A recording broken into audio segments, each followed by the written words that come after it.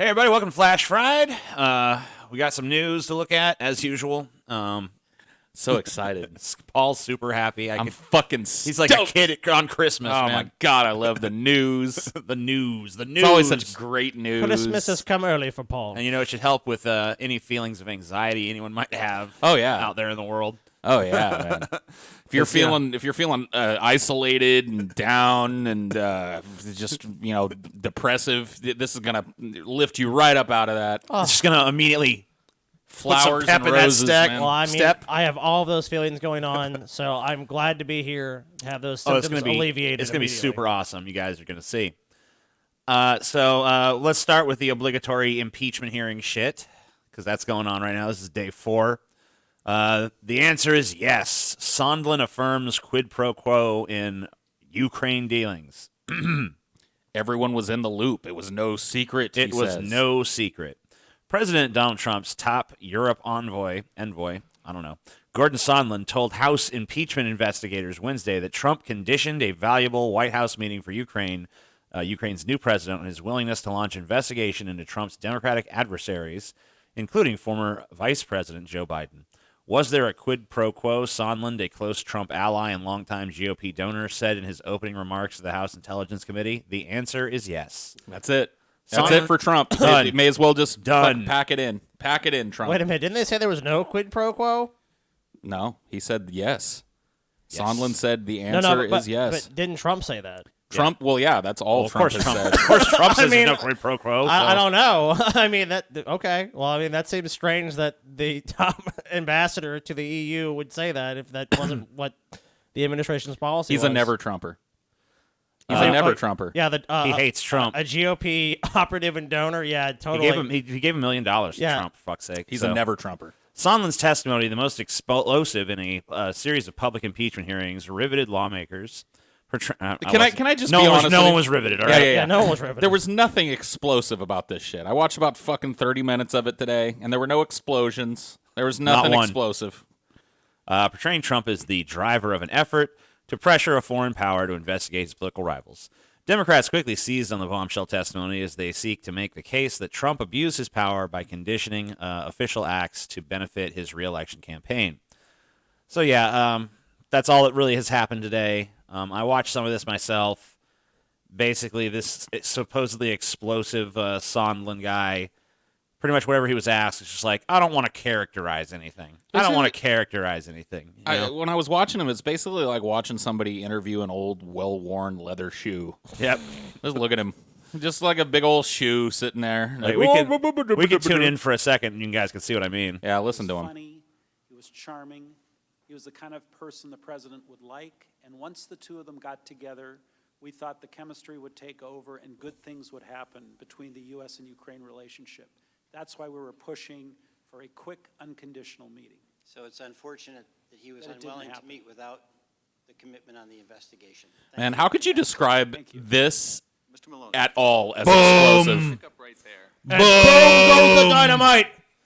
The explosions. Now, look, it's an impeachment hearing. It's not necessarily supposed to be entertaining or whatever the fuck, but it should be explosive. But when we're talking about we're trying to oust the president, it should be a little more fucking fascinating than this. Clinton's impeachment hearing was way better than this. Oh yeah, it's like, did you suck that president's dick or not? So tell me. Yes, I did. I sucked his dick real good. Was his cum more fucking salty or sweet? That's what I want to know. This type of shit, man. How big is the president's dick? It's huge. How long did he last when you were sucking it? We don't get none of that this time. I wish somebody during these fucking quid pro quo things had shoved a cigar up the fucking Ukrainian president's ass or something. Yeah, you know what I mean? So something salacious. We need holes being filled. Goddamn it! Good old days. Everything was better in the '90s. Even our fucking impeachment hearings aren't as edgy. What the fuck, man? Boring. But yeah, whatever. It's not meant to be entertainment or whatever. Supposedly. All I can say is Trump just needs to fucking make it through his first term, dude. So speaking of, because we got that bet. So speaking of the fucking Clinton impeachment, Ken Starr weighing in on this shit. Ken Starr, GOP senators might consider having make a trip to the White House after Sondland's testimony. So apparently Ken Starr is of the opinion that this is explosive testimony as well. Oh, that's the special prosecutor on the Clinton case. Yep. He should know better. He knows what was explosive and what wasn't. Well, what the fuck? He used to anyway. Get out of here. Get out of here, stupid ad. Nobody wants your spices. I love McCormick.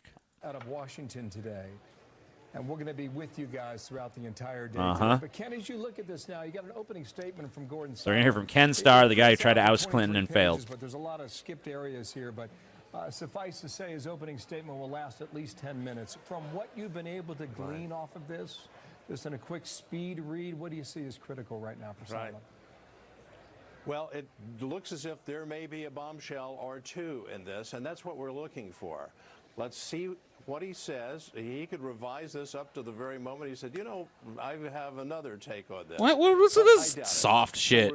It looks as if there might be a bombshell here. Yeah, like if there's a bombshell, you know it. You don't talk about bombshells in those terms. I don't know. There might be a bombshell here. So, yeah, what's that just landed in our trench? Is that some kind of, That could be a bombshell. Could be a bombshell. I don't know. Might be a bombshell. Maybe. I don't know. Look, this is TJ. I'll be honest with you. This looks totally like a salacious news site. I just don't think there's anything here, TJ. Trump is totally innocent. Innocent until his first term is over. Then he's guilty as shit. I heard Trump made an unscheduled hospital visit recently. Perfect health. Oh, dude, yeah. There was I kind of follow this. Like, there's this wing of liberals that are all about Trump hiding. Yeah, that's true. You kind of follow the weird Trump health thing. Yeah, there's a real, like, a kind of growing cadre of liberal folks who are pretty convinced that Trump is dealing with some health problems that he's not being on the up and up about. I wouldn't be surprised. Whether it's a lot of them think it's like prefrontal dementia. A lot of them think it might be heart related. I even watched what's his name? God damn it. He's like the poor man's Kyle Kalinske. What's that guy's name? Progressive Voice? No, another dude. God damn it. I can't remember his fucking name, but whatever. Somebody. Some guy. Some dork. Some dork. Talking about how Trump might be abusing amphetamines. Oh, shit. Dude, that's awesome. There's some picture of Trump in his office, and one of the drawers behind him is open, and it's literally filled with Sudafed. And It's not even the kind of Sudafed that you're allowed to buy without a prescription here. So it's like imported Sudafed, which, as you may or may not know, you can crush up and snort or abuse because it's got a lot of fucking... God damn it. Why can't I remember that fucker's name? Pseudoephedrine, dude. That's pretty awesome, though. So Trump is like fucking... He's like getting uppers and shit. Well, they're saying that it might explain why we have two Trumps, depending when he makes public. Sometimes he's big and red and sweaty and hyper. I found this Sudafed thing. This is a photo from 2016. This is when he was doing this whole thing with the taco. Yeah, bowl. Right. They say I hate Mexicans. I like taco I salads. love tacos, eh? Not much salad in there though. That doesn't. I wouldn't. I think it's a real stretch to call that a fucking salad. That's a taco meat bowl. That is a meat bowl. There sir. is nothing Mexican about what he's eating right there. No, not at all. It looks good though. Yeah, I mean, I would eat it. But anyway, you see, there's an open drawer behind him, and I guess people have zoomed in on the drawer, and it's like overflowing with Sudafed. Right, and there's several boxes. He's of got Sudafed some in there. allergies. So Trump's got allergies. That's all. If you watch Trump, you probably notice that, like I said, Are sometimes those deodorant sticks there too, or Yeah, is it that looks- more Sudafed? that looks like it's whatever. God damn it, what's the brand? I use it. yeah, the Old Spice. Old kinda Spice. shit? Yeah, the Old Spice deodorant. I think I use that one too, at least occasionally. I think that's what I'm looking at. But people are saying, like, Trump, he goes in front of the cameras and stuff, and sometimes he's just on fire. You know what I mean? He's sweaty and red and like, and then sometimes it sounds like he's just barely able to, get the words out. He's very down. And a lot of people are saying that it has to do with, him using these fucking amphetamines to counteract some of the, age-related shit that he's going through. It's another angle. I mean, the same thing happened with Hillary. This is a New York Times story. White House denies Trump health emergency. 2 days after a mysterious, unannounced hospital visit, President Trump's physician issued a late-night statement attributing it to regular primary preventative I'm care. gonna say this, TJ. This is fake news. Fake So- news. You don't do normal primary preventative care This is fake unannounced news. and just out of nowhere. That's a lie, TJ. That's a damn lie, dude. So, That's a damn lie. The Trump White is a- House sought on Monday night to quell a torrent of speculation about President Trump's health 2 days after a mysterious, unannounced hospital visit, denying that he was treated for an emergency and insisting that it was just regular primary preventative care. All it was. Despite some of the speculation, the president has not had any chest pain, nor was he evaluated or treated for any urgent or acute issues. Commander Sean P. Conley, the president's Navy physician, wrote in a memo released by the White House in an unusual late-night statement. Specifically, he did not undergo any specialized cardiac or neurological evaluations. Okay. He needs both of Case those. closed. Guys, look. This doctor has already said that he's fine. Case closed. But why then would he just go to the hospital? Like, I'm not normally just sitting around in my house and then I'm like, you know what? I need to go to the doctor for some regular primary preventative care out of fucking nowhere. Probably forgot his doctor's appointment. He just had to go in. He's the president. Sometimes you have to go in late at night, TJ. Well, he went here's the thing. Whoa. The president gets a yearly The person physical. who took this photo was named T.J. Kirkpatrick. Oh. Creepy. Rigged. Wow. Rigged. No, he was scheduled. He gets a physical every year as part of his presidential shit, and that's always on his schedule. His physical was scheduled for December, right? And all of the sudden, just on the middle of a normal day, he's at Walter Reed. All this secrecy. There were people saying that he didn't even go home when they said he went home, like he went somewhere else. But yeah, I don't know. I mean, it's one of those things that it's worrisome. If the dude is like having collapsing health, having his finger on the button isn't the best fucking thing. But maybe the president is healthier than ever. That would be the neatest way for me to win that ever. bet with Scotty, though. He just croaks. If he just keeled over. The president is in great health, TJ. He's in great He's health. in tremendous health right now. Cool. Look, TJ, it's normal. Look, it was probably a follow-up. Maybe Trump had a level that was 1 point above, TJ. So they want to say, look, Trump, hypertension might be a little high or something. Let's just get in just to make sure. And Trump was totally fine. Gotcha. Completely fine. Awesome. So this is the Senate has passed a bill unanimously backing human rights in Hong Kong. Good. Mostly just to thumb their nose at China, I'm sure. The U.S. Senate unanimously passed legislation on Tuesday aimed at protecting human rights in Hong Kong amid a crackdown on pro-democracy protest movement. Drawing condemnation from Beijing. Following the voice vote, the Hong Kong Human Rights and Democracy Act will go to the House of Representatives, which approved its own version last month. The two chambers will have to work on their differences before any legislation can be sent to President Donald Trump for his consideration. The people of Hong Kong see what's coming.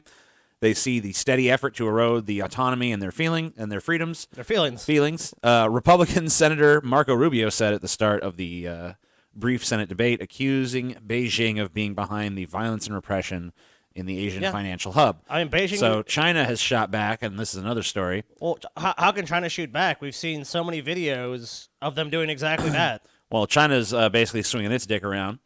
China summons U.S. diplomat, vows to retaliate if Donald Trump signs Hong Kong Democracy Act into law. Beijing calls on Washington to stop the act becoming a law after it passes the Senate, with the U.S. president retaining the right to sign or veto it. Support for the bill surges among senators amid a siege at a Hong Kong university campus. What exactly is this bill going to do? Yeah, I don't know. Is it going to wag its finger at China as they continue to do this? You see how sensitive China is, so even a little finger wagging seems to really... Even South Park got under their skin, dude. Right. So, I mean, so it's not really that hard to piss China off at this point. They fucking feel like they need respect.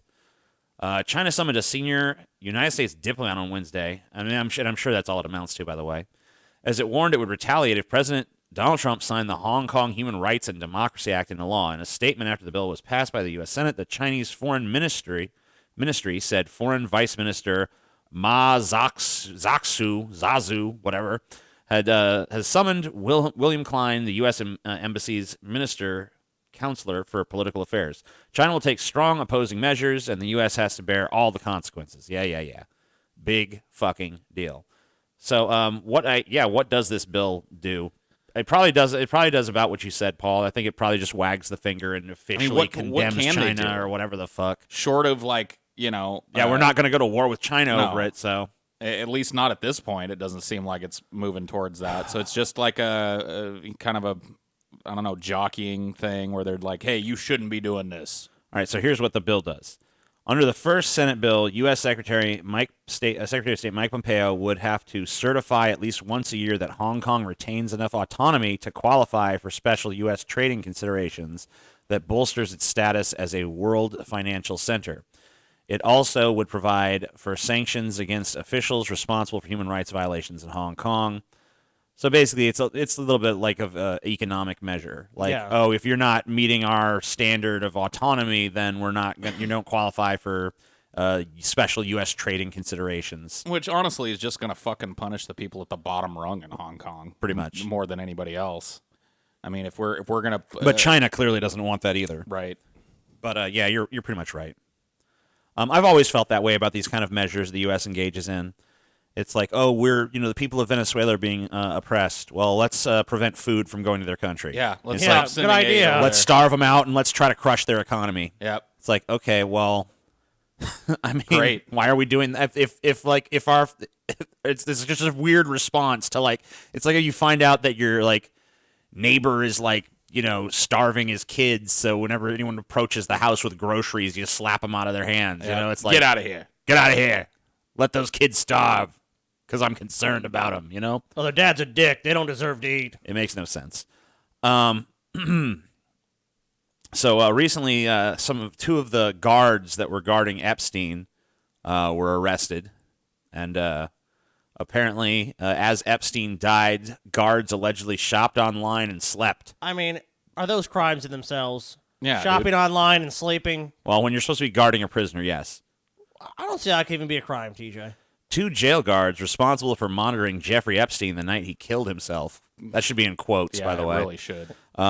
So, quote unquote, killed himself. When he killed himself, when he took his own life for some odd reason. Were sleeping and browsing the internet instead, according to an indictment released Tuesday, charging the guards with lying on prison records to cover themselves. The grand jury indictment provides a damning glimpse of safety lapses inside a high-security unit at the Metropolitan Correctional Center in New York, where Epstein had been awaiting trial on sex trafficking charges. The indictment, leaning in part on images from security cameras on the cell block, also contains new details reinforcing the idea that, for all the intrigue regarding Epstein and his connections to powerful people, his death was a suicide and possibly preventable. No. Wrong. No one believes that. Look, more than likely, these guards are probably just given a deal where it's like, yeah, you might do jail time or something, but you're probably going to get a fucking huge-ass fucking deposit into an offshore bank account. So something like that. As we're hearing from the AP that, it's been confirmed suicide. So no one speculate any further. No, not a single person believes that. Who's confirmed that? The FBI is investigating the possibility of criminal enterprise in Jeffrey Epstein death, prison chief admits. FBI investigators probing the death of Jeffrey Epstein are looking into whether a criminal enterprise may have played a role. Oh, and that was criminals that killed him? Yeah. The Bureau of Prisons director revealed, it was definitely criminals that killed him one way or the other. Just what level of criminals are we talking about? Yeah, but that gives the connotation of, like, it's some shady criminal. It's not someone associated with people in power. The Bureau of Prisons director revealed Tuesday during testimony in front of the Senate Judiciary Committee. Kathleen Hawks Sawyer, who described the death as a black eye on the entire Bureau of Prisons, made the admission when questioned by Senator Lindsey Graham. With a case this high profile, there has got to be either a major malfunction of the system or criminal enterprise at foot to allow this to happen. So are you looking at both? Is the FBI looking at both? The South Carolina Republican asked. The FBI is involved and they're looking at criminal enterprise. Yes, Sawyer responded. So I don't know what. Why? It was a suicide. Yeah. But, it was confirmed suicide, so there's no reason to even look at that, It's a waste of time. He just killed himself. He was just like, man, I just feel like being dead now. I feel like that them going after these guards is just, they're scapegoating the dude on the bottom rung, basically. They're just like, oh, yeah, it was these guards. These damn neglectful guards. It was them. One was on Amazon and the other one was sleeping. They done it. There was clearly more going on than just a couple of guards not making the rounds they were supposed to make. Oh, Epstein's dead? Can't believe it. Shocking. Pretty strange. I really don't see this going anywhere, unfortunately. Even though it seems that pretty much everybody in the world knows that this wasn't just some kind of suicide. I don't think I've heard anyone just say, nope, it's clear cut. Besides the government, besides the people that did the investigation, the coroner or elected officials say, nope, it's clear cut. It was a suicide. I haven't read Suicide. I haven't read any internet or political commentators say that. Really, I mean, maybe more mainstream ones have said that, but all the ones that I watch, no one's even said that. No, we live in a post-truth world now. It's a suicide, guys. Suicide.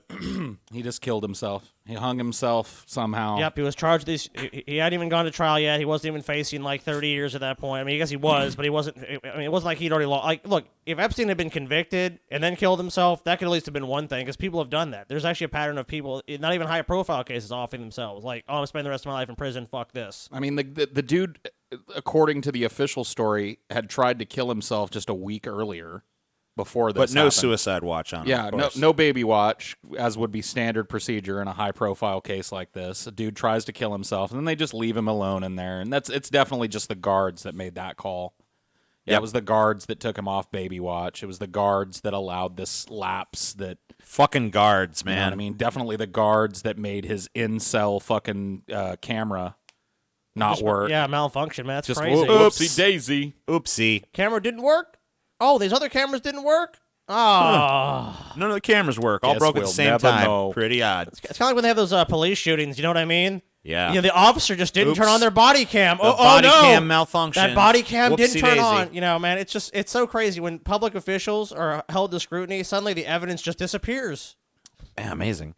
So, Indiana officer fired after stopping a black man at Nordstrom Rack for acting suspicious.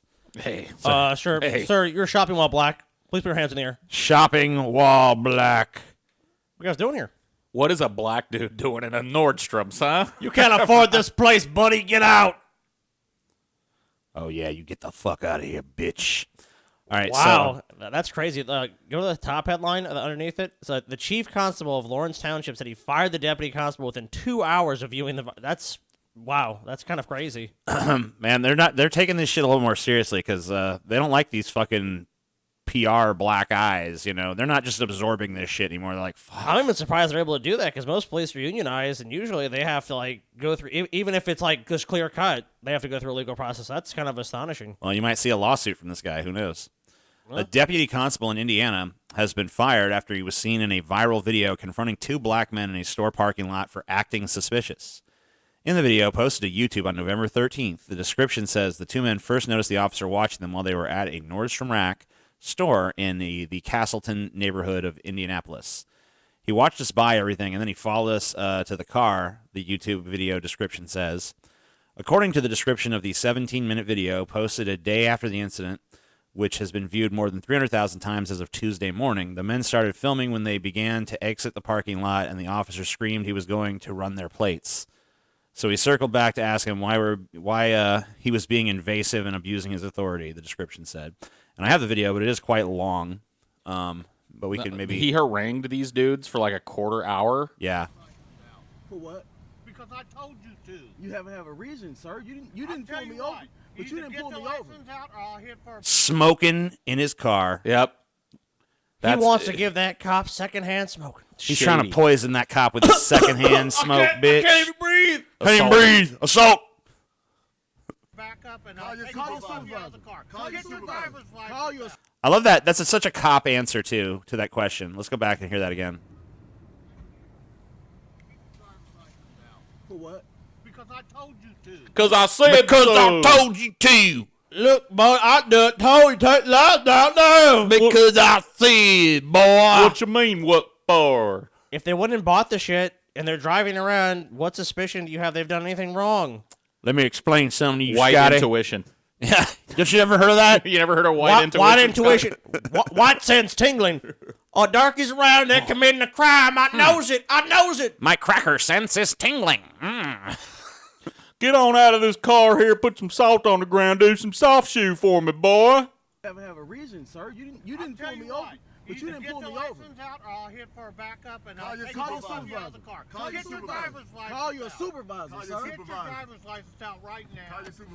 Get your driver license out, boy. Please call your supervisor. Because I'm you not had no. calling the You're not supervisor. pulling me over You neither. get your driver's license out Sir. right now. Show me. What's the what are you investigating? You get just your seen me in there driver's shopping. license I paid. I paid. Couple of coloreds in a Nordstrom's what I'm investigating. Sir, Pair of coloreds walking around the mall. What you do right here, boy? I paid. Yeah, you did. You did. So the dude, I mean, like he says, the cop sat there and watched them pay for their shit. So even if he had this suspicion, he saw that it was unconfirmed, but it's not good enough. Maybe they just paid for part of it. They paid for some. And them baggy pants them colored wear. All right, let's go forward a little bit. This is 5 minutes in. On the window. Oh, this guy looks like a fucking winner, man. I'm not scared of you. I'm not worried about you. I'm not worried about you We either. ain't broke no laws. Driver's license outright. We have not broke no laws. Man, it's 5 minutes you've been asking him to do this, and he ain't done it. Get your driver's license. Can you identify Get your yourself? driver's license. Can you out. identify yourself, sir? You see who I am. You see my badge. What's your name? What is your name? Get your driver's What is your license. name, sir? Control Tom 3315. What is your name, sir? That's all we asking you is your name. Ma'am, can you send officer to back me up at Nordstrom Rack on 82nd Street? Because these guys didn't want to be stopped for no reason. Yeah, you don't. You do not have to present your license, especially if there's no There's no no cause to. If they can't even tell you what you've supposedly done. Joe, go ahead and get the Klan on the way over here. Yeah. Get the hoods on. Get a couple pieces of wood we can put up as a cross and some gasoline to burn it. We got colored All right, people so, down yeah, here here at you the go. Nordstrom. So let's go 9 minutes in. See what's going on by that point. Jumped out and told me to stop. And started asking us for ID and all this and that. And then You said we was looking suspicious. How? We was in the same store he was in. We was shopping. he just I'm seen a us loyal shopping. customer here. I'm here all the time. The thing is, he asked for my license. It's so fucking clear why these guys were fucking stopped. I mean, come on. There's no fucking good reason to fucking stop these dudes. This is your tax dollars at work, by the way, Indianapolis. Yeah, you gotta love it, right? This dude got paid to sit here and do this. Wonder how many actual crimes went down. And because he's a cop, other cops actually have to come out and respond to his ridiculous call to be like, "Hey, what's going on here?" Like, yeah. shopping while This black, dude's- I guess. This dude's living on the fucking public dime. This big old pork-bellied racist piece of shit. Look at him. Big old barrel belly hanging over, Dunlapping over his draws. Let's go to 12 minutes. And I don't want to be the first one to say he profiling us or whatever. He is. I mean, he is. You need to go ahead and be the first one to say dude, it. he is. The first one to Go say it. ahead and be the first I one. think it's safe at this point. At this point, it's very clear that's exactly what's happening. All right. I don't think there's any more to it, really. Let's see if there's this story has any further information.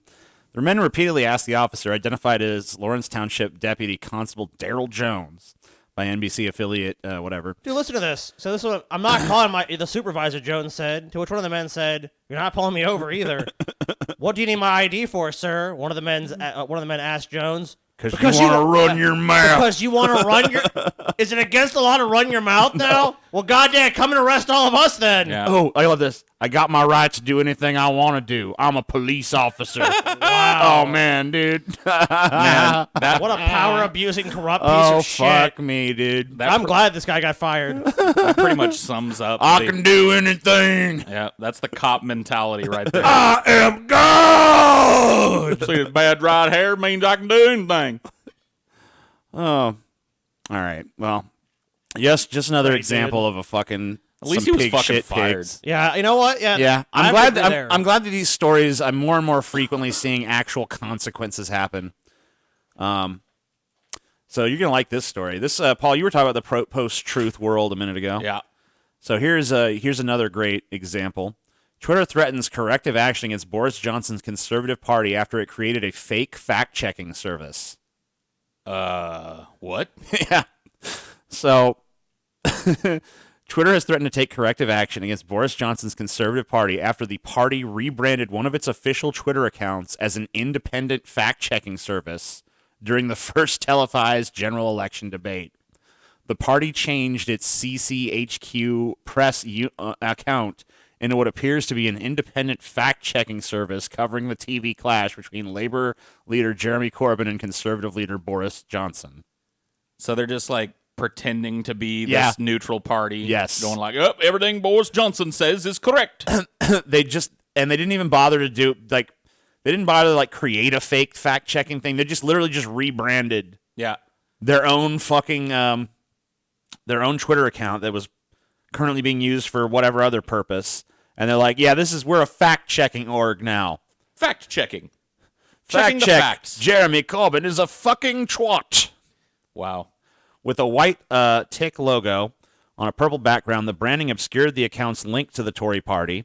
The rebranded account then tweeted untrue facts, quote unquote, including a claim that Labour's spending plan would cost $1.2 trillion, which has already been debunked by genuine fact-checking services. Wow. Fact: Corbyn's Labour would spend £1.2 trillion, or whatever the fuck they use, over the next 5 years if they get elected, the equivalent of funding the entire NHS budget for 9 years. Hashtag cost of Corbyn. Wow. Facts, dude. True facts right here. I love, I remember the quote, I forget who said it, about you're entitled to your own opinion, but you're not entitled to your own facts. Yeah. Well, you are now. It's an anachronistic quote now. Yep. Now you're entitled to your own fact. I mean, that, not to go back to what we were covering earlier, but that is proof of, the proof of that is in the pudding now, too, with these fucking impeachment trials. Mm-hmm. If you go and look, like, the left-leaning media is all screaming bombshell. The right-leaning media is claiming Nothing, Burger. Yeah, just nothing. Nothing. Basically exonerated Trump today. It's just like two different sides, two totally different interpretations of the exact same fucking event. I didn't hear nothing. Nothing. Wasn't even the slightest bit of incriminating shit. I fucking love it, man. Trump destroyed. Like to see Trump wriggle his way out of this one, you know? It's like, of course he will, so. Yeah, I mean, it's over for us, man. It's over. There's absolutely no way to know what's actually true anymore. In fact, I'm starting to believe that there is no such thing as the truth anymore. Maybe that's what they're trying to get us to do. Maybe. Just give up on the whole fucking idea of truth. Everything is just got two interpretations based on where you stand on the political spectrum. I've long suspected that was the case. But then wouldn't that itself be a truth? Oh, shit. You're fucking with me now. I know, right? You're fucking my brain up now. I'm fucking myself with that one. I can't even think. Anyway, so Julian Assange, Sweden drops rape investigation. You remember this rape investigation from like 9 fucking years ago? Just fucking barely. It was one of the things they used to kind of justify the persecution of Assange, and now that they got him, it turns out there was nothing there after all. After 9 years, we figured out, actually, there was nothing. Prosecutors in Sweden have dropped an investigation into rape allegations made against WikiLeaks co-founder Julian Assange in 2010. Assange, who denies the accusation, has avoided extradition to Sweden for 7 years after seeking refuge in the Ecuadorian embassy in London in 2012. The 48-year-old Australian was evicted in April and sentenced to 50 weeks in jail for breaching his bail conditions. He is currently being held at Belmarsh Prison in London. The Swedish investigation had been shelved in 2017, but was reopened earlier this year following his eviction from the embassy. Separately, the U.S. is seeking Assange's extradition from the U.K. over his alleged role in the release of classified military and diplomatic materials by WikiLeaks in 2010. Wow, it's kind of weird how the same year the U.S. had all those classified, all that classified information leak was the same year that Julian Assange supposedly raped somebody. Yeah, it's crazy. Pretty weird. Like, as he was thumbing through all this classified information he was going to release, he just accidentally raped somebody, too. Right, it's pretty weird. Maybe, the documents he was reviewing were so hot that he just had to rape the next woman he saw. I mean, that's why do you think Snowden went to fucking Russia, dude? Right, Hong Kong, then Russia. Where it's nice and cold, you know? Well, because there's no way that if Julian Assange is extradited to the U.S., he's going to be basically getting like probably 35 to 40 years in prison. Oh, they're going to throw him in a hole, like, for sure. I mean, with the Chelsea Manning stuff, like, she was given, 35 years? Something. And then, I mean, Obama commuted to, 7 years served. Chelsea Manning is and then she's right back in prison right now. Yeah, basically for revealing the truth of what the U.S. government does. Going to WikiLeaks, people go the U.S. military over there, they operate ethically overseas, and it's all like, no, they don't actually. Go to WikiLeaks. You're in trouble for telling people that. Oh, here's a village of people. Dude, die! You're dead! Oh shit, that's really bad. Someone should know about this. Nope. You tattled on the U.S. government. Now you have to go live in Russia. Oh, you revealed that we're collecting everyone's personal data. Nope. You have to go live in Russia. Oh, you have to go to prison. All these whistleblowers, all the U.S. government has done is fuck them in the ass for telling the truth. Oh yeah, for sure. Like, Chelsea Manning, in addition to being locked up again for I don't know how long, is getting fined something like $1,000 a day while she's in prison. So when she gets out of prison, she goes directly into a life where she's under crushing debt. Isn't that great? God bless this country. Yeah, we protect whistleblowers in this country, though. Let me tell you. So yeah, but magically it turns out after fucking 9 years, now that they've basically got Julian Assange by the balls, it turns out we don't really need this trumped up rape charge anymore. Yeah, think about if all the investigative tools that are being pointed at these whistleblowers were pointed at the people they blew the whistle on. You know what I mean? Yeah.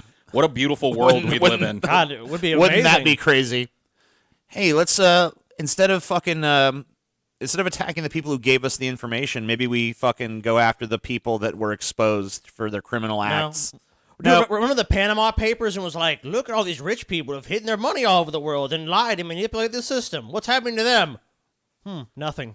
Nothing's happened to them at all. They're all just doing just fucking fine. But hey, Julian Assange, who blew the whistle, these other people who've blown the whistle on these people, now they're facing serious That'll jail teach you to time. blow that fucking whistle, boy. Because that's the real message they're sending. Oh, yeah. Confederate statue removed from historic North Carolina courthouse. Oh, yes. Thank goodness. Court ruled the statue in Pittsburgh was private property. County official says residents are eager to move forward. Let's move forward, you guys. North Carolina County removed a Confederate statue from a historic courthouse early on Wednesday, joining a handful of places around the state where such monuments have come down in recent years despite a law protecting them. What? There's a law protecting them? Well, I think it protected them on public lands. Oh. News outlets reported that a subdued crowd of several dozen people watched as the statue of Remember when this was a huge issue like just a few years ago? Now apparently it happens with a subdued crowd of several dozen. Take it. They're taking the statue. Man. Goodbye, Corporal Cleland McClellan. You was a good statue. You was a good statue when you lasted, boy. Anyway, yeah. I don't know. Yeah, just some fucking statue. Who cares? Here's a fun one. Lawyer dies after being shot by gun presented as evidence in court. Whoops. Whoopsie daisy. Hey, look at this gun. A gun presented as evidence in a robbery trial has accidentally discharged in court, killing a prominent lawyer in a freak accident. You know what? Why was it loaded? That's why these people need to make sure they know about guns, dude. Because if you don't know about guns, look what happens. So this was in South Africa. A prominent South African barrister has been shot and killed in court after a gun presented as evidence in the trial went off. No one thought to put the safety on or check if it was loaded. Senior state advocate Adelaide Ferreira Watt died after the freak shooting at the Ixapo Regional Court on Monday when the shotgun dropped and blasted her in the left hip. It is alleged that the weapon was brought to court to be entered as evidence in a house robbery case when it accidentally discharged in court, a police spokesman told the website. Court staff desperately tried to stop the bleeding, but the 51-year-old mother of one later died in hospital. South African police are investigating a possible case of culpable homicide and are working to find out why the shotgun was still loaded. Dude, I'll tell you why, because someone was a fucking retard. It's not even hard to unload a shotgun. Rack, rack, rack, rack. Oh, all the ammo's gone. Depending on what kind of shotgun it was. There is absolutely no need for a weapon being submitted in evidence in a court of law to still be capable of being fired, no a legal shit. friend of Miss Farrah Watt told the UK Mirror. Yeah, no shit, Sherlock. The weapon and the ammunition that it had contained at the time of the alleged crime should have been submitted in separate evidence bags, so someone is in big trouble. Adelaide was an excellent lawyer, a devoted mother, and a lover of art and animals, blah, blah, blah, blah, blah. So, yeah, just... Somebody certainly is in big trouble on this one because I want to know how it went off. Yeah, you got to pull the trigger for something like that. Not necessarily. it was dropped, and sometimes that'll make weapons fire. Oh, they dropped it. Yeah, it was. It says somewhere in this article that there was dropped, I believe. I've heard of that happening a number of times. Like a dog shoots somebody. It's usually because the dog will knock something over and the gun over, and then it will fire. That's true. I have heard of that. Oh, when the shotgun dropped and blasted her in the left hip. So yeah, apparently.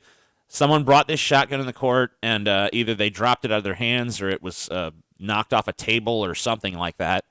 And it fired and hit her in the hip, and she probably bled out from that point.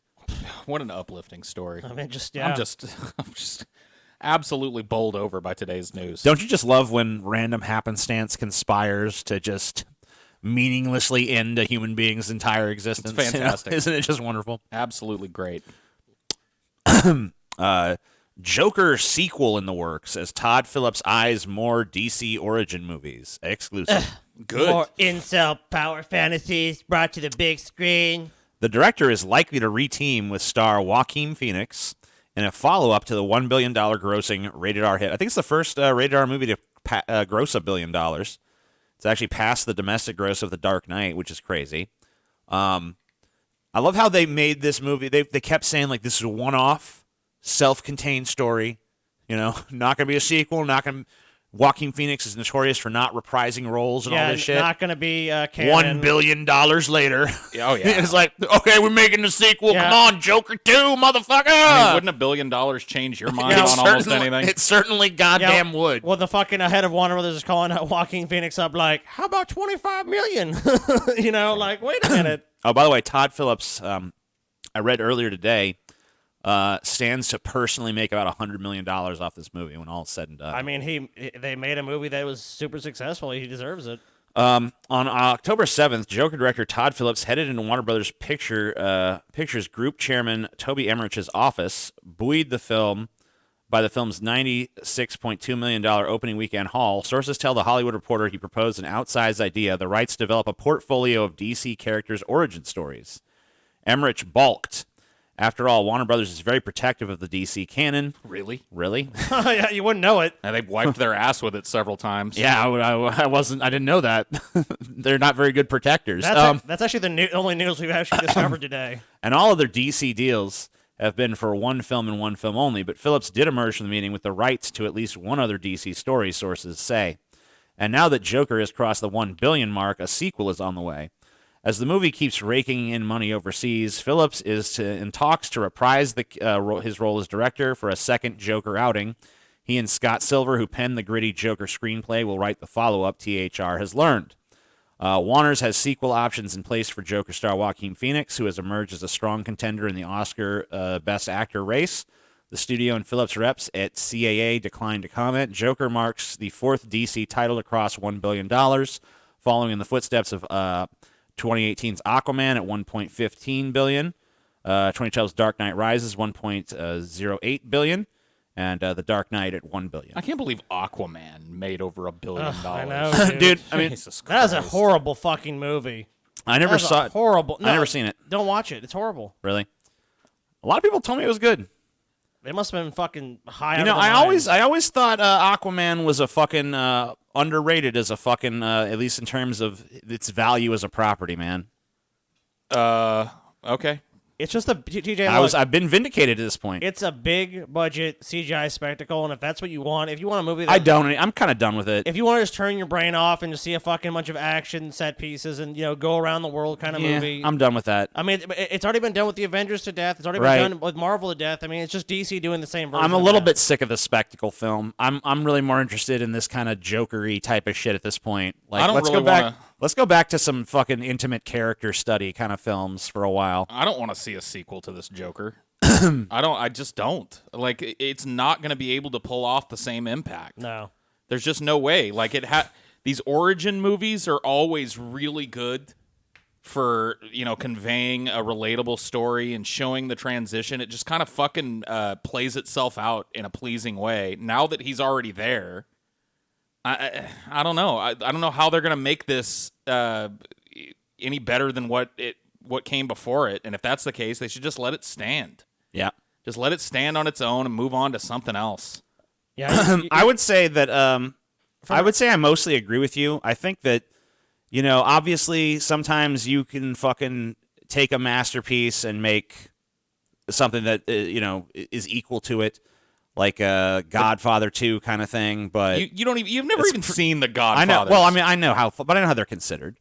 So I don't know. I mean, I think that if you fucking have the right story, the right idea, the right concept, I could see it potentially working. But I mean, if it's just a cash grab, which it seems like it's definitely going to be, 100% a cash grab. TJ, then, from an artistic perspective, I think you have to side with Paul. If you're looking at the business end of it, then Warner Brothers is making the smart decision because they can probably there's a potential chance to make another $1 billion. Milk that saggy old udder until it's just poofing dust out the nipple, dude. Well, look, the Joker as a character has been shown to work in a whole host of different kinds of stories. So it's been shown not to work too. Right. So it kind of just depends on how they fucking approach it. I think that Paul's definitely right when he says this is not going to have the impact the first film had. It's probably going to But it doesn't need to. I feel like it's going to end up. I really kind of predicted having kind of a Rocky 2 vibe where it's like, this seems unnecessary. And, with Todd Phillips directing, I mean, like, just remember that his idea of a sequel to The Hangover was, like, make The Hangover again. So, right, and then again. And again. Well, I don't so I don't know if I don't know how you could do this with the Joker. I mean, if they did that, oh, man, it'd be awful. He better come up with some different themes and a very different story to tell to keep it at least somewhat interesting. But, yeah, I mean, I'm not going to count it out. I love the first one. I kind of feel like it stands on its own, but I'm receptive to the possibility of a sequel. Well, I'm going the other way with it. I am counting it out.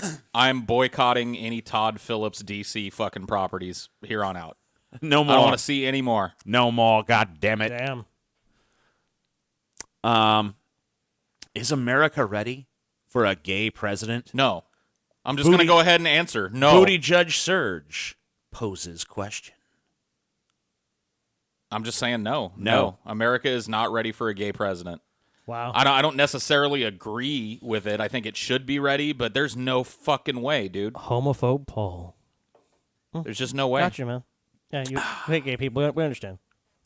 As young Democrat Pete Buttigieg emerges as a genuine contender in the 2020 White House race, his rise poses the question of whether America is ready for an openly gay president. When Buttigieg announced in January he was considering a presidential run, few had heard of the 37-year-old outside the small Indiana city of South Bend, where he is mayor. Today, he is in the small pack leading the Democratic race, regularly appearing on the campaign trail with husband Chasten Buttigieg, a junior high school teacher who now stands to become the first ever U.S. first gentleman. I mean, we're putting the cart before the horse Not here. on my watch. Not on my damn Not watch. on my damn watch. They're saying he stands to become? Like, nah, not yet. Well, remember, so one thing you have to remember when you're reading any kind of story about Pete Buttigieg is the media really wants to push this fucker. Well, it's because he's just like a corporate-friendly Democrat. Right, and that's what they want. Right. So they're kind of looking at Biden and being like, okay, we definitely need to back up in case this fucking collapses. So Mayor Pete is like choice number 2 at this point. So they're definitely pushing him hard. Mayor Pete, as he likes to be known, has drawn a surge of fundraising and over the weekend topped a poll in Iowa, which votes first in the Democratic nominating contest. The latest latest national polls put the Afghanistan veteran fourth behind a trio of septuagenarians, vastly more experienced than he is, fellow centrist former Vice President Joe Biden, progressive senators Elizabeth Warren and Bernie Sanders. Buttigieg claims to have revived South Bend, an industrial city of 100,000 residents. I'm kind of wondering, okay, so let me just ask this question. I mean, here's a more pertinent question to me than is America ready for a gay president? Is being mayor of a town of 100,000 people qualifying enough to be president? I mean, if being a fucking reality TV show star and failed fucking businessman is... Yeah, you know, it's not, though.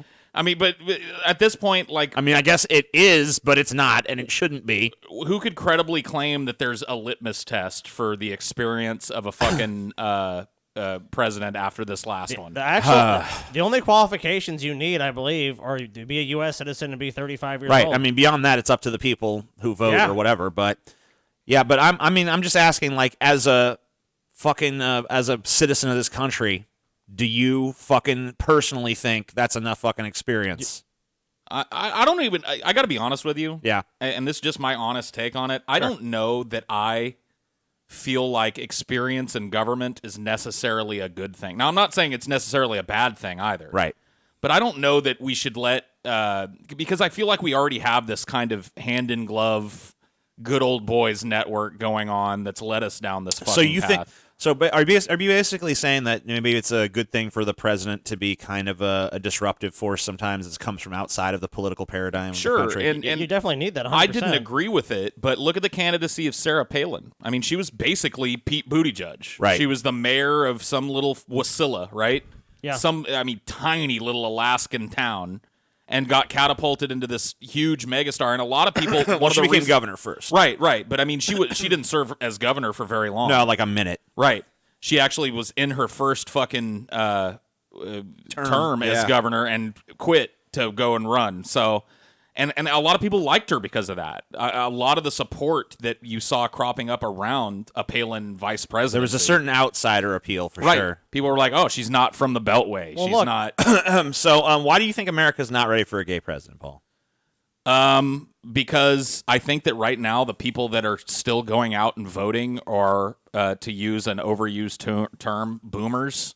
Boomer. Who are incredibly resistant to change and incredibly resistant to, LGBTQ advancement in the world. And I just don't see it happening. I see it as an albatross around his neck. I mean, it might fire up some young people, but they don't go vote anyway. Youngsters don't turn out the polls. They just don't. If anybody could get them to, they'd win. But they don't. But they just don't. Yeah, we've talked about it. It's like we talked about the other day. It's the mirage. It's the youth vote. There it is, over that hill, over the hill. You run over that hill, and you know what? Nothing there. One of these days, somebody's going to get that youth vote. One of these days. New census data about 1 million same-sex households in U.S. No wonder this country's going to the dogs. Same-sex married and unmarried couples make up about 1% of all homes. The Census Bureau estimates about 1 million same-sex married and unmarried couples are living together nationwide, according to new figures released Tuesday. Same-sex households make up about 1% of all homes, according to data released as part of the current population survey, and the first time such figures were included in its main results. The estimates provide a limited glimpse into the LGBTQ population in America, which has not shown up in federal surveys for much of the nation's history. The Census Bureau plans to include more data about same-sex relationships, but advocates worry decisions by President Donald Trump's administration have hindered efforts to count LGBTQ residents as a whole. Limiting their availability may have implications for assessing the needs of the community as well as spending in federal programs. It's significant progress, and we're excited about it, but we're really missing quite a lot of community data, said Megan Morey. You know what? That might be a blessing in disguise. What do you mean? Because a lot of times data gathered about your community ends up being used against it. Most times, yeah. It does. So maybe you should be glad they're not they don't want to collect your data as much. Oh, no, they want that data, dude. They're coming for it. I can't wait until this just goes to its logical conclusion, though. Like 20, 30, 40 years from now, is America ready for a crazy drag queen president? You know what I mean? RuPaul for president. President Fabulous. Why wait 30 years? Let's fucking run RuPaul. Famous drag queen Honey McCall is making a run, you know what I mean? It's like, yeah, let's get it. I mean, it's all just a fucking pageant anyway. So who gets put up at the top? For me, when I say I don't think America is ready for a gay president, I'm dead ass ready for a gay president. I'm ready for any kind of crazy fucking president they want to throw up there. Any kind of combination of lifestyle and personal background. I mean, the chains are off now. Like, that's one good thing that I think Trump will be remembered for. He was the one who broke the chains. Yep, he's the one. Now, for the first time in American history, truly anyone can be president. Yep. Look, you got a pulse, you're over 35, you could be president. But, I mean, look, the establishment of Washington, the reason it doesn't fundamentally change, because many of these positions we're talking about really aren't elected positions anyways. You're talking about the CIA, the NSA. You're talking about a lot of government organizations. It's the same people for generations, and they don't want shit. They don't want shit to change. They'll see fucking tons of presidents come and go, tons of senators. They'll come and go, but that establishment remains the same, and those people rely on those people for a lot of their advice of how to run the government because that's what they are. They're bureaucrats. They're like in a sense politicians, but they're just unelected ones. Yeah. So if you expect that, if you want to fundamentally change America, you have to fundamentally change the system in which we function. So having Pete Buttigieg. Yeah, there's definitely boomers that are against him. There's boomers that are fine with him. But I agree with Paul. I think that overwhelmingly you have enough people who are against that idea. That would really sink him being president. So let's talk about AI. Yeah, let's talk about something fun. Oh, it's fun, is it? I love AI. AI is great. Yeah. Well, unless it's used for something really lame. Like, for instance, this. Christians turn to artificial intelligence to stop porn use. It's gone too far. Oh my God! Pull the plug on Skynet. Yep. I agree. Time to give up on this AI dream. Yeah, you know what? Evangelical groups. I dreamed a little dream. Evangelical groups are turning to artificial intelligence and machine learning technologies to help their members fight addiction to online pornography in a budding industry that one scholar calls an emerging purity industrial complex. Oh, God, no. Oh, my God. Nope. Let's get out of it. Nope. It's time to go. It's time to leave. TJ, you laid out. I'm going to dispense the Kool-Aid in a second. I think it was you were Paul laid out a vision of the future where like the conservatives would kind of be this monolith, kind of group. I mean, obviously you're cobbled together by different factions, but you can imagine this, like, if you're a good Christian or whatever in America, or a good, conservative, you're going to install this app on your phone that monitors your, pornography use and other, sites that we deem to be inappropriate. Well, I saw this shit the other day that was marketed towards Christians that have porn addictions. That you install on your phone and your devices and whatever, and then you pick somebody else that you trust to be your buddy or whatever. And if you go to one of these sites, that person gets a text message and can call you and hey, I saw that you were looking at something you shouldn't be looking at. This is just like removing that friend and just putting a computer, like just putting an AI in that position. TJ, we saw you looking at stepmom porn. Got to crack down on that, man. Whatever, dude. You know our stepmom was hot. Come on now. Don't fucking judge me, man. As pornography has exploded, blah, blah, blah, beyond such websites, blah, blah, blah, blah, affiliated with church groups are capitalizing on the fears of devout Christians that porn is the greatest threat to Christian purity and even the moral standard of the nation. Well, it definitely said is. Samuel Perry, an assistant professor of sociology at the University of Oklahoma and author of Addicted to Lust.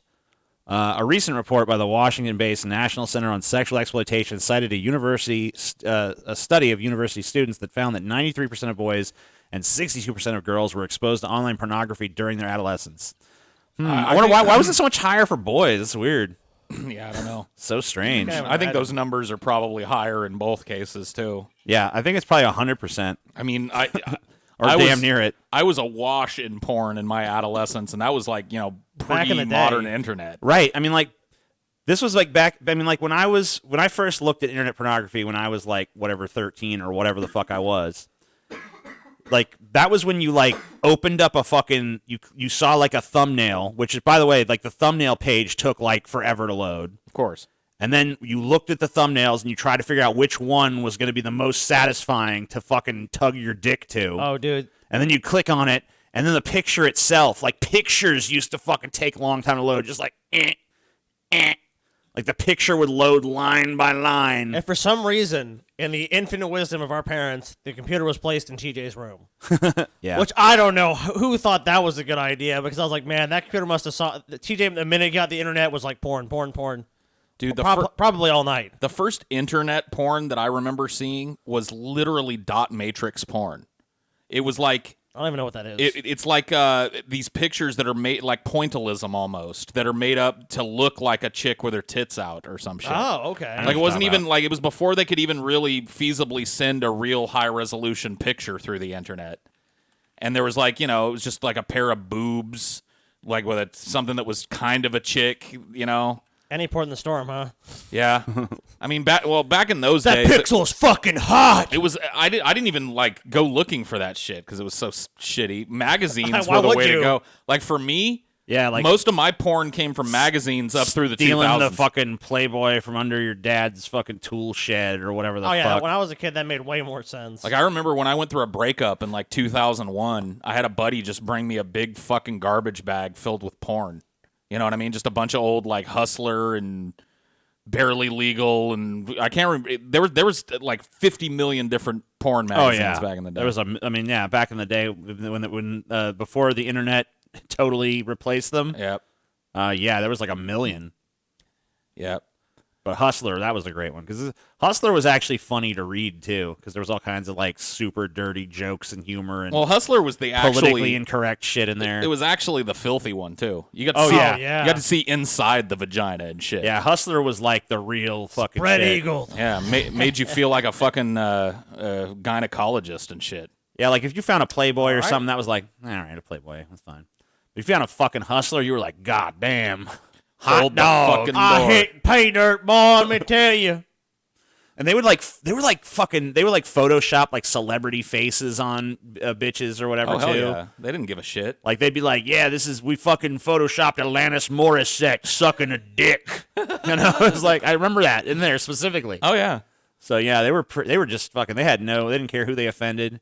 It was great. It was just like a fucking, Would you go back to magazine porn if you could flip the switch? Like, if you could get rid of all internet porn and just take it back to the magazine days, would you do it? Back to the magazine days. I don't know about that. Not the same variety. I don't know. I feel like I appreciated porn more when it was in the magazine. That's true, but I feel like you can never really go back anyway. But I guess if you could, I don't know.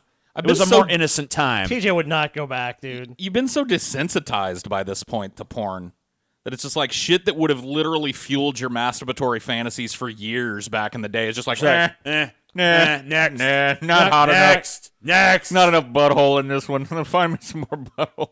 Well, that's happened with everything. I mean, like, look at fucking shit. Yeah, that's like TV now. Like, TV, fucking Tinder, whatever. Like, you were looking for a date now. It's all like, nope. Yeah, well, fuck her. Nope. Yeah. You're on Netflix. No. We have a glut of choices, and none of them satisfy us anymore. I mean, back when you used to get a magazine, whatever bitch was in there, that was the one you wanted to see. You like, found, oh god, yeah. You found some way. It's like now some of those chicks that you used to look at in those magazines, you wouldn't even give a second glance to on the thumbnail. Because you know what, Paul? You had a smaller selection pool, and you knew that. You're like, this is the fucking pool I can jump into. Yeah, and it's like, if you fucking look through the whole magazine, it's like, yeah, that's the hottest bitch in the magazine. That's the one I want to bang. And then you got like, not only you have your favorite bitch in the magazine, you have your favorite picture of the bitch in the magazine. Yeah. And you can just sit there and stare at it forever and like create some sort of like inner fucking world fantasy about it. Like, yeah. You didn't even have to dog-ear the page, too. You just come back to the ones that were stuck together. That's how you knew they were your favorites. This is a good page. Oh, the sticky page. Here we go. Yeah. Oh, yeah, there she is. She's been naughty. Oh, she's been naughty. You need a spanking, don't you? So, yeah. So this porn shit is nothing new, though. You know that people in your ministry are watching porn, and you know that porn use hinders spiritual growth and healthy relationships. The Covenant Eyes website says. Demonstrate what spiritual growth is. It's a meaningless phrase. Demonstrate what a healthy relationship is. Like I can understand some things about certain relationships being obviously unhealthy, but more and more as time goes on, I've found that people are just judgmental of relationships in ways that they don't understand because they're not theirs. So this idea of a healthy relationship raises my eyebrow now.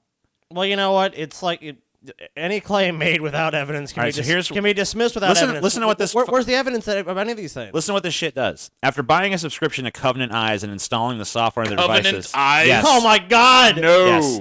Yeah, hold on. Let me tell you what it fucking does.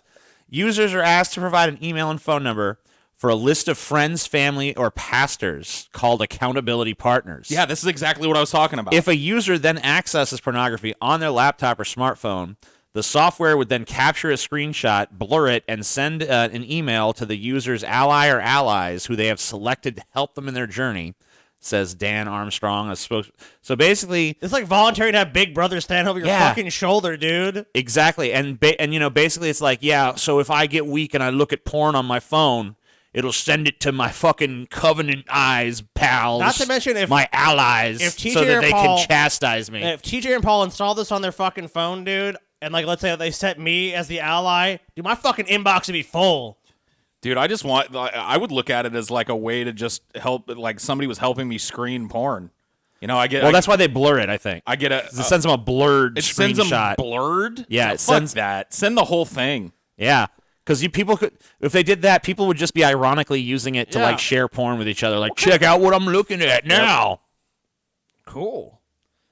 The company has about 300,000 current users who pay an average of $15.99 a month. Whoa, wait a minute. You know what? This is a great idea. I love this idea. So wait, not only are you installing a little spy and tattletale on your phone, but you're paying for the fucking privilege of it. Dude, I wonder if the pastor like calls you out during Sunday service. He's like, Brother Burton, stand up and tell us why you were watching Stepsister Cream Pies 80. Well, dude, no, man, you don't need, like, why would you volunteer? Then his stepsister's like, ew! Why would you? Maybe she's like, I thought you wouldn't tell anyone.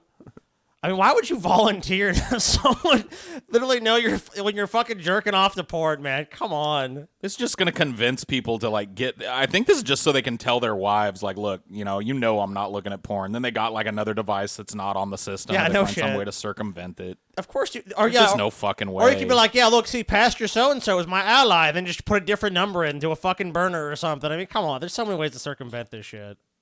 Covenant eyes, dude. No, thank you.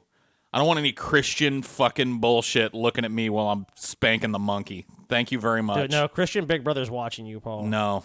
They see through you, Paul. Wants to see what you're doing. They see through your lies. Just wait until 5 or 10 years There's when this no just way comes to hide. pre-installed on everything. Dude, TJ, not all pornography is sought out or accessed through a Google search. You didn't know that, did you, TJ? What's that, Scotty? Said not all pornography is sought or accessed through a Google search. Sought or accessed through a Google search? Yeah, TJ, there's different insidious ways to get porn, man. Wow. And this app is going to fucking make sure it protects these men.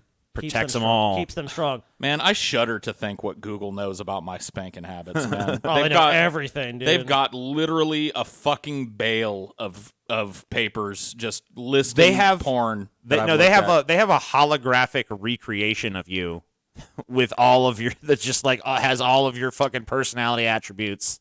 They know everything about you. Ugh. If you die, they could literally recreate you. Yeah. So, Paul, do you remember August of 2016? No, I don't. Yeah, you went through a tentacle porn phase there.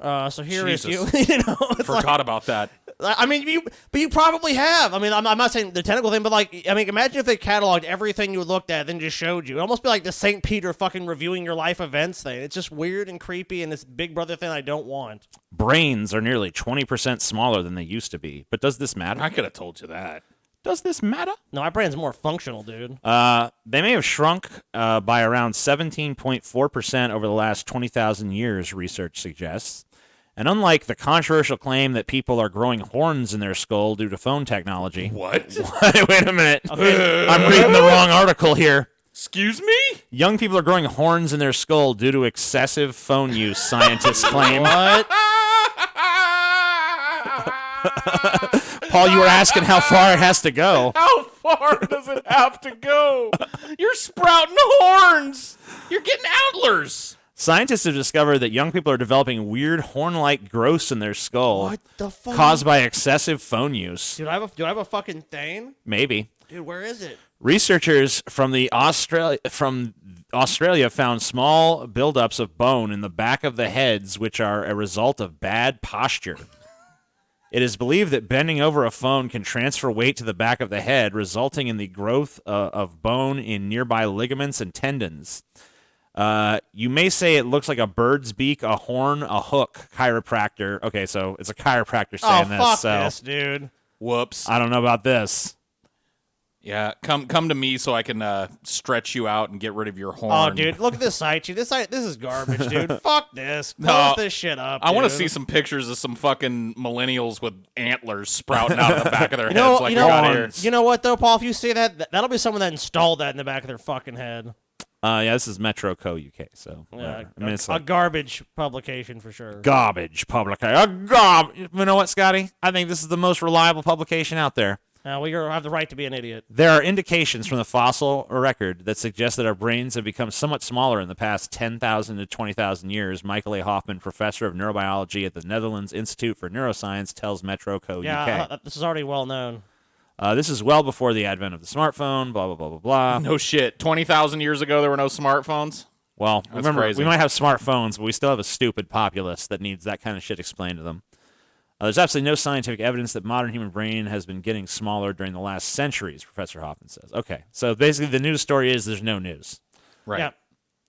All right, so let's take a look at this. I just figured we'd look at this crazy fuck. Trump should give Roger Stone a pardon and a Presidential Medal of Freedom, says Ed Martin. Not only a pardon, a fucking Medal of Freedom, dude. Where is it? All right, right-wing activist, pundit, and unsuccessful political candidate Ed Martin said on his radio show Monday evening that Roger Stone's recent 7-count conviction was so wrong. And he called on President Donald Trump to pardon Stone and award him the Presidential Medal of Freedom on the same day. Damn. In a Tuesday morning email promoting the segment, Martin included a link to Stone's legal defense fund. Stone, a notorious right-wing political operative, was convicted in federal court on Friday of 7 felonies for obstructing a congressional inquiry, lying to investigators under oath, and trying to block the testimony of a witness whose account would have exposed his lies, the New York Times reported. Jesus. I mean, this guy was convicted by a jury of his peers, right? I mean, a jury of liberal peers. Damn Pardon liberals. him, dude. Pardon him, TJ, and give him Damn the fucking liberal jury. And not only that, TJ doesn't go far enough. Presidential Medal of Freedom, man. Yeah, not only, I mean, that's just like double down. We're not just pardoning him. We're not just saying he's innocent. We're saying he's a fucking hero, God damn it. Just get the Medal of Freedom tattooed around the neck of his Nixon tattoo that he's got. The most I think Roger Stone can hope for is a pardon. I don't think the Medal of Freedom is anywhere near in his future. Fuck you, Scotty. Medal of Freedom, bro. Dude, look at those hair plugs up there. You can see them. Yeah, you can. Roger Stone's got the plugs, man. He didn't even, like, some of the, when people do the hair plugs thing, I feel like a lot of times they go, like, way overboard on the hairline, you know? Yeah. Like, they just make it such a fucking straight line, like a straight full line of hair, you know? Yep. And it just doesn't look real. Well, this guy will likely get a pardon from President Trump, assuming that he's not, forced to resign or something. I could definitely see Trump pardoning this dude and probably a lot of the other dudes that have gone down in his administration. Why not? I mean, especially if he doesn't get reelected. If like in that scenario, if Trump wasn't reelected or something or isn't impeached, why not at that point? Last day in office, yep, I pardon them all. Fuck you. I don't know if I hold out much hope for him getting the Presidential Medal of Freedom, but hey. Yeah, that's a little lofty. In this post-truth world, who knows? Who knows what happens? I mean, Trump loves to troll, so maybe he'd do it. Maybe he would. I don't know. I feel like even most Trump supporters would be like, Presidential Medal of Freedom? I don't know about that. Yeah, like Roger a little Stone, far. Yeah, he was given the shaft or something by the Democrats, but yeah, just give him a pardon. But then again, you never know. Maybe there's a lesser medal. Maybe don't go all the way to the Medal of Freedom, but maybe there's like a lesser medal you could give to him. Be like, it's the Medal of Pretty Goodness. I don't know what medal that would be. They're like, oh, you're kind of okay medal. Here you go. The You All Right medal. Has the OK symbol on it just to trigger people even more. Oh, great, dude. The OK medal. The PC babies will start whining again. PC babies. All right. Well, that's our show. Thank you guys for tuning in. We will see you next week. Bye.